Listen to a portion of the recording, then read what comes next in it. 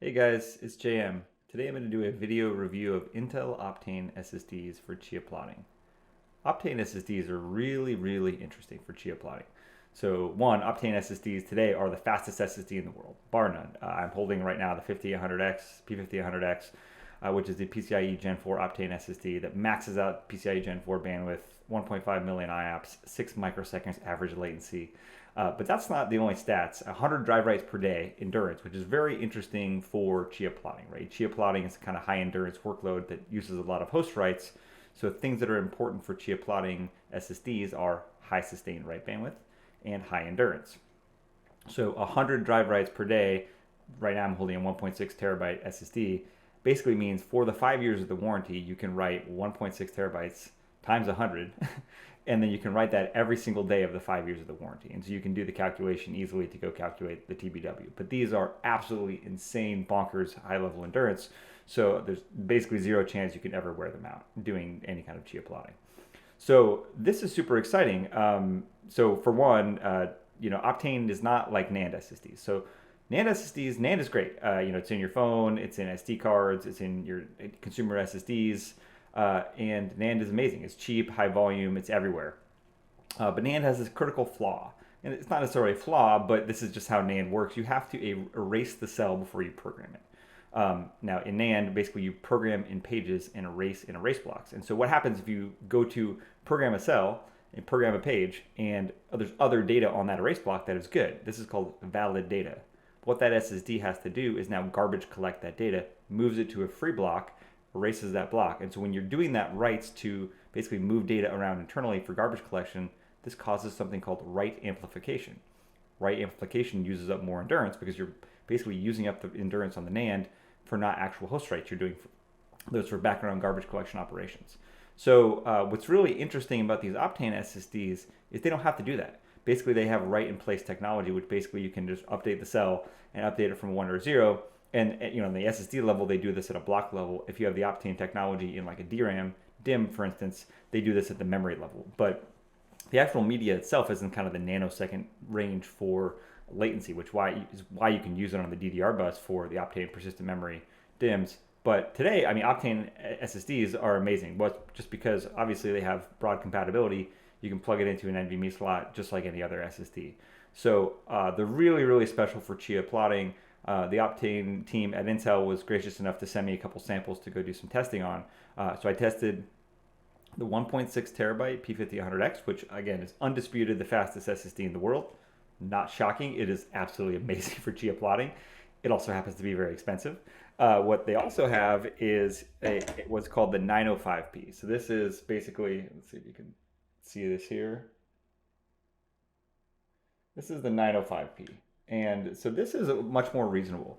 So Intel basically just did a recent discount on these. They used to be over $1, $2 per gigabyte. Now they're about down to like 50 cents a gigabyte. So you can buy this 960 gigabyte drive for $550 on Newegg today. So that's really interesting. So now this is kind of in that range where it's about the same price as 128 gigabytes of DRAM, and you have this super high endurance SSD that's good for Chia plotting. After you're done, you can use it for gaming. It makes a very great boot drive because that low latency and instant response time makes it very good at loading applications super fast. I think it's really good for Chia plotting. So you can kind of see here's the box that comes in if you buy it from Newegg, and in the box you get the SSD, and then it actually has an M.2 to U.2 adapter if you're using this on a desktop. I find those work pretty good. This one runs at PCIe Gen 3. I would not recommend running these things at PCIe Gen 4. If you're using PCIe Gen 4, get an adapter that was rated for PCIe Gen 4. In general, you'll have the best signal integrity. I use those add-in card adapters that just plug into a PCIe card slot for adapting it to a desktop for most of the time. Okay, so yeah, really exciting results, and we're going to dive in here. So I ran the system on my AMD Threadripper 3970X. This has 128 gigabytes of DDR4 at 3600 megahertz. This is a very high performance system. It has PCIe Gen 4, and I have a ton of data on this system, which makes it good to compare against. Now, in the past, this system actually overclocks just fine to 4.3 gigahertz. Now, it runs a little hot when I'm running at 4.3. I just turned it down to 4.1. Right now, it's sitting in my garage, and at 4.1, gigahertz overclock. You can see it runs pretty cool, about 50 to 60 C in most of the workloads. So that's kind of where I like this thing sitting in my garage.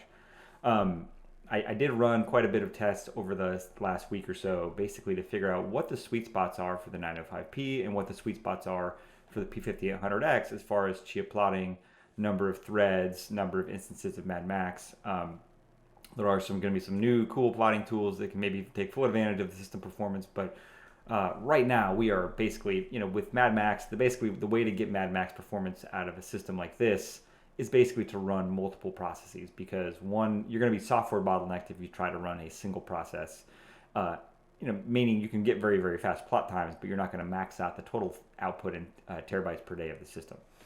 So the series of tests I performed, one of the things when you're looking at, I'm just showing you guys my Grafana dashboard here, and to recap, the ones I used, basically I'm using the P5800X, I'm using this 1.6 terabyte, to test. Yes, it's absurdly expensive. It's the fastest SSD in the world, so take that with what you will. And then I'm also comparing that versus the 905P 960 gig, which is affordable by mortal people. And these are the two I'm going to be comparing today. And it's, by the way, I'll get into this while I'm up here. Intel did write an entire blog post, and I worked with Allison, who's I know from Intel very well, who wrote this blog post and basically talks about why Optane is a great fit for Chia plotting. I'll link this in the video description so you guys can read it. So this is my Grafana dashboard, and you can see here I just basically, unfortunately I'm stupid, I actually had some additional testing, and the default on Prometheus is to set the data to 15 days. So it was like I had some data that I ran a couple weeks ago and I forgot about this. I was going to make this video earlier, and you can see that data got deleted, so I had to rerun some stuff this morning, but this should be no problem. So if you look at, what we're going to look at, you can see here, you can kind of see the different CPU utilization, and this is when I ran the different types of tests. So I started out with R of 4 and threads of, let me see, actually, I can just pull it up here. On the 905P, I started out with 4 processes, and I started out with 32 threads. And, okay, that was a little bit too much reads on the drive. You can see that we had a huge amount of I/O weight here. It's about 10% I/O weight. This is red. If you see red, that is bad. And we can zoom in here. You can see the red. Red is bad. You want some red, right? You want a little tiny bit of red. That means you're stressing the SSD to the maximum absolute bandwidth that it can perform at. And you do that by just giving the SSD lots of commands and making sure it can execute them fast enough. And then the SSD will execute them as fast as it can. So you want a little bit of I/O weight, but not. Ideally, in a perfectly tuned system, you'd have 100% CPU utilization and 0 I/O weight. But in practical solutions, it's almost impossible to get there. But this was basically a little bit too much. And so when you throw more Mad Max instances at the drive, it's going to have to do more reads. Now, if you're doing 1 or 2 and you have a lot of DRAM in the system, well, you can cache those reads. So one of the things people always can talk about is, okay, why don't you just use Mad Max? You can basically make 110 gigabyte TempFS, RAM disk, and then run the Temp2 to that. Okay, that's actually very good for some up to 8 and 16 core systems, but it doesn't scale to 32 core systems. Well, why is that? One is because when you do that, you're basically eating up the DRAM bandwidth that you could use for plotting because you're actually taking some of that DRAM and making it look like block storage. The second part is it doesn't fully alleviate the writes on the drive. Mad Max, I have up on the Chia Endurance Wiki the actual stats. I think it's still about 400 gigabytes of host writes per drive, even if you have a RAM disk as your Temp2. So that's not nothing. It's still a decent amount of endurance. It's not like the 1.4 terabytes of host writes it takes to write a K equals 32 when you're not using RAM disk. But with the Optane SSDs, you don't really care because they have super high endurance. So the other thing about RAM disk is, you basically are taking up that RAM that you can then use, that you need as your read cache, right? When you're running applications like Chia plotting, if it's writing data, it'll actually use the kernel buffers to cache the reads, and it'll actually reduce the amount of reads on the disk. So anyways, Optane SSDs by themselves actually perform better than RAM disk. And okay, that sounds crazy, but it is faster in Chia plotting than RAM disk because of all those things I just talked about. Okay, so that first run was a little bummer, right? We said, okay, let me scroll back here. We said, okay, that was a little bit too much IO weight. And so the next thing we did was basically I reduced that to 2 processes. And this was pretty darn close to the sweet spot. And if you see here in this next, let's see, couple days I ran this, whatever it was, you can see the CPU spiking up here. And we'll go do a little bit more interesting stuff on the disk, because now that we have some data on what the actual plot times were, and again, the plot times on these were about, let's see, 1800 seconds. Oh, sorry. The plot times here about 1500 seconds. You can see here, 1555.5. So that's a 26-minute plot time, and that was running 2 in parallel. So that combination, right? Running two in parallel, 1500 second plot times yielded about 11 TIB a day. So this is pretty darn good out of one SSD 905P plotting. Now, what happens here, you can see the QDEP's actually pretty high, and we are getting some IO weight here, red. So the drive is doing a ton of work. The drive, basically, this is, and you can tell here because we're not maxing out the CPU and there's some red here, that in this workload, we are SSD bound. We are IO bound in Mad Max. It means if we had a faster SSD, we would have better plot times and higher system output. If you have this much red, then you are at least IO bound of some sort. So that's kind of good. We're basically saying we're using the max out of this disk. And I'll tell you my hypothesis after this video about kind of what the sweet spot for this drive is, and we're going to do some additional testing to find that out. But if I go into my Grafana dashboard here and I type NVMe3 namespace 1, which is the drive that I'm after this to, you can see here it's averaging 1.43 gigabytes per second on the average for writes. Now, at the same time, that same drive is basically doing about 775 megabytes a second average for reads. And that's over this long period of time. Now, there's spikes that go up way higher than that, and if you do dstat, you can kind of see those spikes in real time. But this is a lot of bandwidth, right? You're saying this drive was able to sustain 1.43 gigabytes a second for multiple days in a row.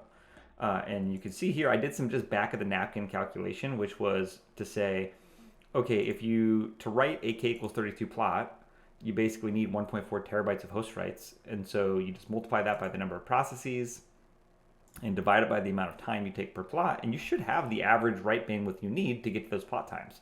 So you could also do the reverse calculation. You could work backwards to say, hey, I want to target the max output for this CPU, look at what that would look like, and then decide what the megabytes per second required for bandwidth is, and then buy that many SSDs to hit that bandwidth requirements.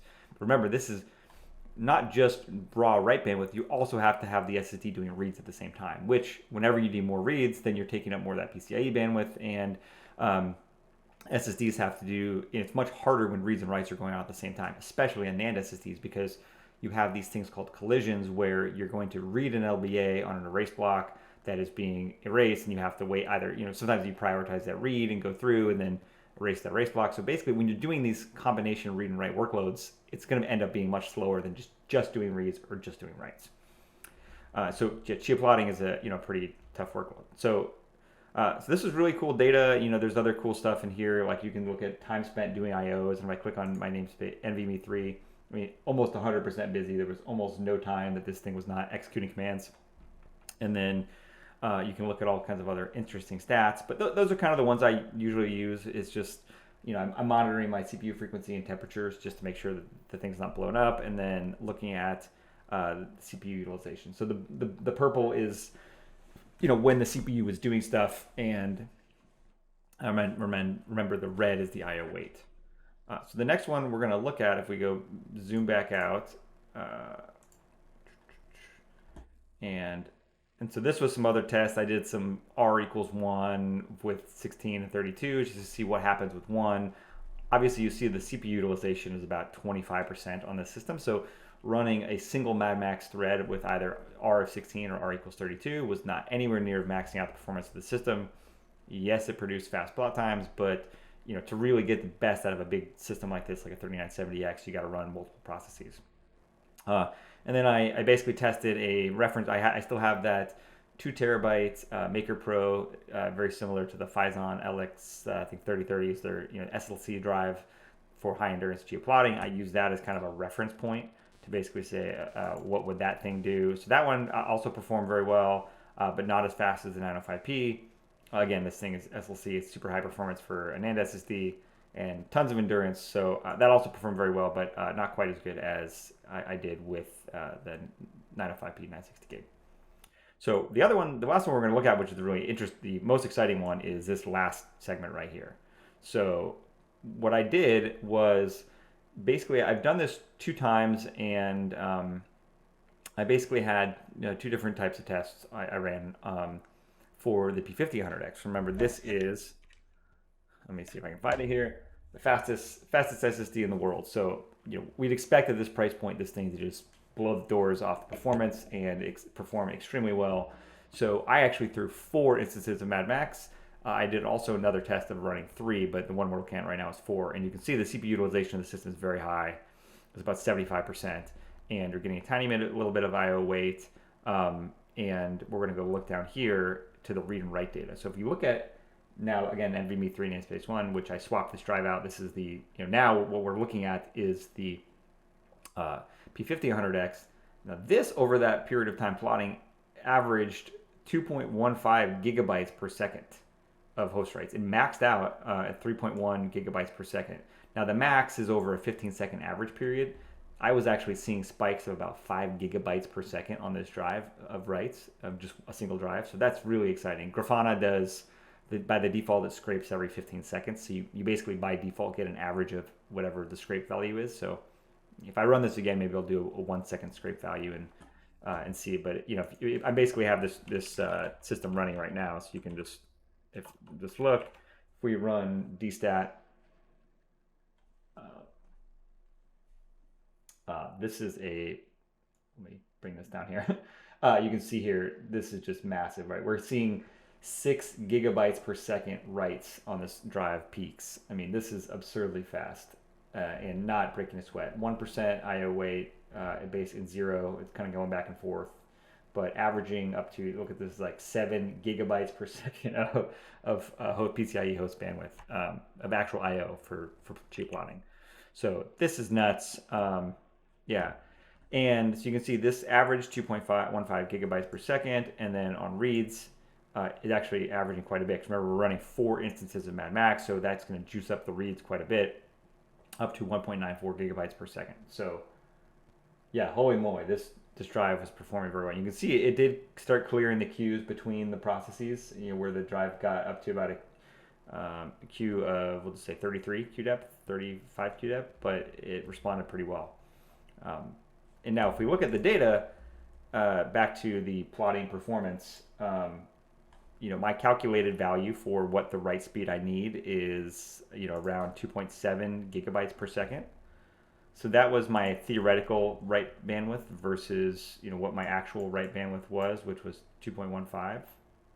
So that's pretty good. That's pretty close.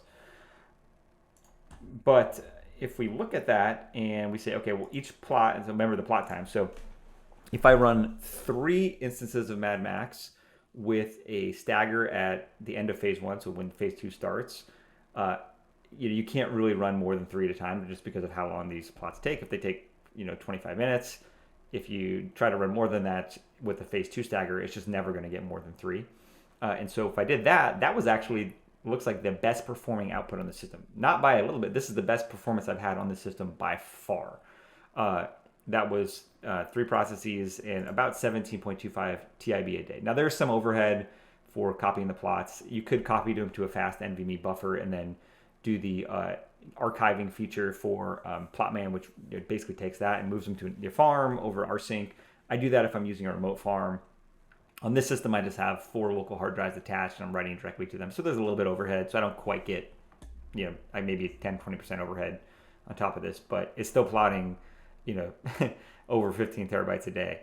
And then that one that you just saw, which I was running 4 processes on, and that was the bandwidth that we saw, or that was basically this picture that we looked at in Grafana, which was, I'm running 4 Mad Max processes at once. That delivered 16.2 TIB a day of plotting performance on my 3970X. Remember, this is the system I'm using again, Threadripper 3970X, TRX 40 Aorus motherboard with 128 gigs of DRAM. And I'm swapping the SSDs. So Yeah, if you want to look at other people's plotting performance with the Optane SSDs, you can go check out the Chia reference plotting hardware on the Chia wiki. There's a link there to the spreadsheet. One of the other guys that works at Intel, who works on the Optane, is very into Chia, and he's done a ton of testing for us. His name is on the leaderboard there, and the Optane today has the crown for the single best plot time in Mad Max. I highly doubt that anybody will beat that anytime soon until we get to PCIe Gen 5 SSDs, because yeah, you really can't make a PCIe Gen 4 SSD faster than this. It maxes out the bandwidth. So, all right. So to wrap up the video, we're going to ask the $1,000,000 question: Is this drive, is Intel Optane worth it for Chia plotting? My answer is yes. I was able to get, we saw 11 TIB a day out of the 905P running on a 3970X. We saw that was not enough SSD performance to basically max out a 32-core AMD system. So, my hypothesis is that this SSD is going to be a very good fit for 16-core machines. So either the AMD 5950X or the new Intel Alder Lake, the i9 version, that's the 16 core. I think this would be a really, really interesting fit, and I'm waiting to see some data here in the next couple weeks on that. But all around, like, one, super high endurance. The 905P is rated for 10 drive write today, but it shares, as you can see, it's literally the exact same design. This is the P4800X.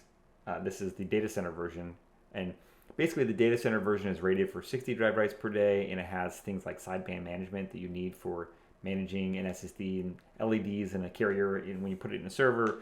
But the 905P basically has exactly the same components in it. It has the same controller, same board, same media. So hint, I think the media will go a little bit longer than 10 drive writes per day, even though that's what the Smart will trigger the warranty at. You'll probably see a lot more endurance than the Intel spec sheet lets on.